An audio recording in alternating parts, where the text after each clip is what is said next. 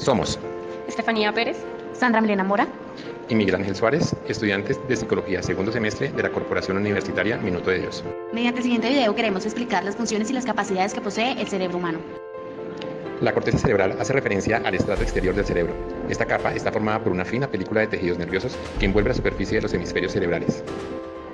En los seres humanos, la corteza cerebral está muy plegada o arrugada, creando circunvoluciones que hacen que aumente la cantidad de la corteza cerebral sin aumentar el volumen total.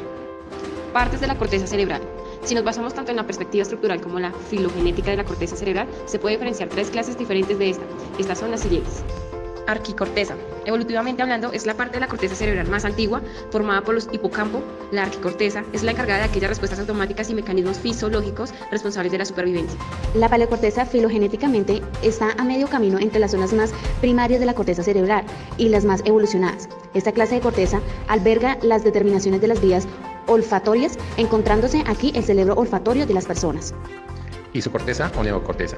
Es la zona de la corteza más reciente y la encargada de los procesos de razonamiento y del pensamiento abstracto. Principales cisuras de los hemisferios cerebrales del ser humano. Las prominencias entre las cisuras y los surcos se llaman circunvoluciones, que evidentemente se encuentran en los hemisferios cerebrales. Cisura central y cisura lateral. Estas delimitaciones principales se encuentran en la cara lateral de cada hemisferio y cada cisura divide parcialmente cada hemisferio en 4 lóbulos. Los lóbulos del cerebro. Se caracteriza por su papel en el procesamiento de funciones cognitivas de alto nivel tales como la planificación, coordinación, ejecución y control de la conducta. Lóbulo parietal. Se encuentra entre los lóbulos frontal y occipital. Se encarga principalmente en procesar información sensorial que llega a todas las partes del cuerpo, como el tacto, la sensación de temperatura, el dolor y la presión, y es capaz de relacionar esa información con el reconocimiento de números. También hace posible el control de movimientos gracias a su cercanía a los centros de planificación del lóbulo. Lóbulo occipital. En los seres humanos es el menor de los 4 principales lóbulos del cerebro y se encuentra en la zona posterior del cráneo, cerca de la nuca. Es la primera zona de la neocorteza a la que llega la información visual. Por lo tanto, tiene un papel crucial en el reconocimiento de objetos cuya luz es proyectada sobre la retina, aunque por sí misma no tiene la capacidad para crear imágenes coherentes. Lóbulo temporal. Los lóbulos temporales de cada hemisferio se encuentran a los laterales del cerebro, dispuestos horizontalmente y pegados a las sienes. Reciben información de muchas otras áreas y lóbulos del cerebro y sus funciones tienen que ver con la memoria y reconocimiento de patrones. En los datos provenientes de los sentidos, por lo tanto, juega un papel en el reconocimiento de rostro y voces, pero también en el recuerdo de las palabras. Ahora hablemos de las capas de la corteza cerebral. Son 6 y se dividen de acuerdo a su densidad y la disposición de sus células. La primera capa es la capa molecular o plexiforme. Esta es la más superficial. Consiste en una red densa de fibras nerviosas orientadas tangencialmente.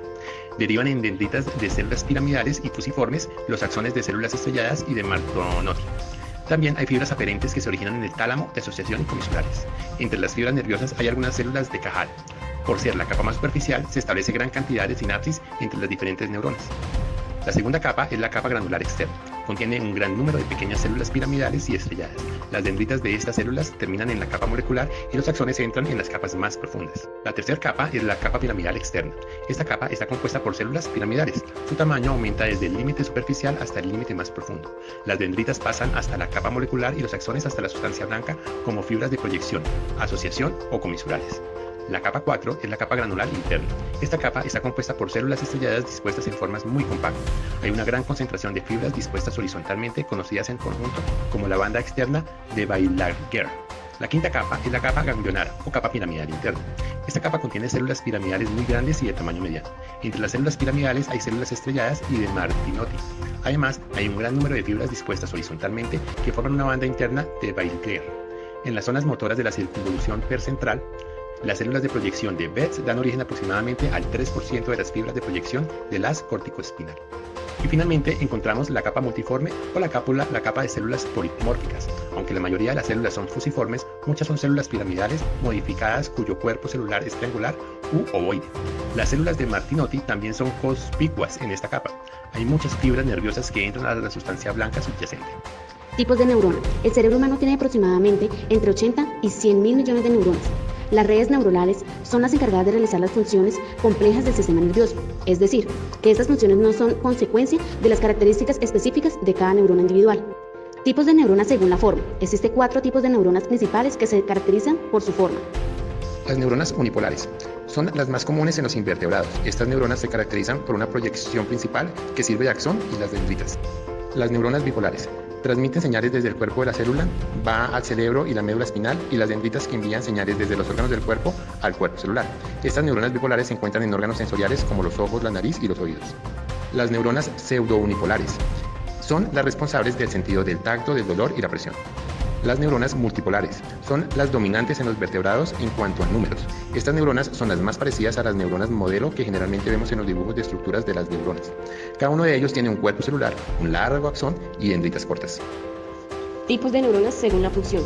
Se pueden clasificar de acuerdo con sus funciones. Las neuronas encontradas en el sistema nervioso humano se pueden dividir en 3 clases: las neuronas sensoriales, neuronas motoras e interneuronas.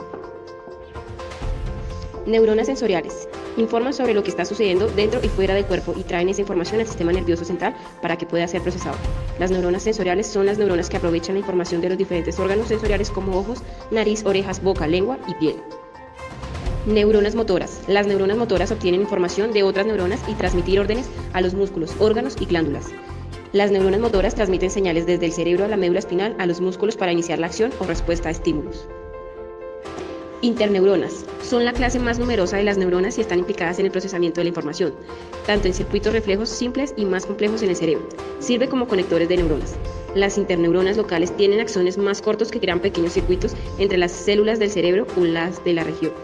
Esperamos que este video sea útil para sus conocimientos y muchos éxitos.